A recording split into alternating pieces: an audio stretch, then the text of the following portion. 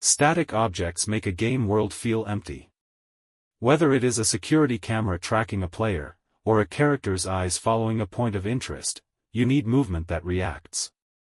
Today, we are skipping the look at scripts, and mastering the Unity Look At Constraint, to create intelligent tracking in seconds. Welcome back. Today we are looking at the Look At Constraint. First, let's set the stage. I have a simple sphere that will act as our target, and a cube that will be our camera.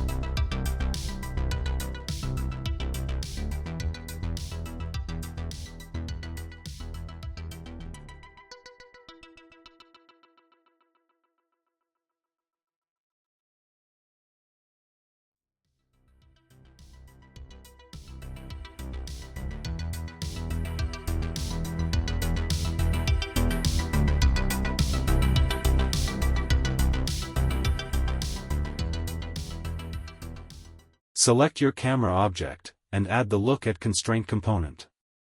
Now, look at the sources list. Click the plus icon to add a new slot, then drag your target sphere into it. Here is the most important part: nothing happens until you click "Is active." This is the master switch. Once checked, you will see the cube snap toward the sphere immediately. If your object is facing the wrong way, use the rotation offset inside the component. This allows you to calibrate the front of your model, without breaking the logic.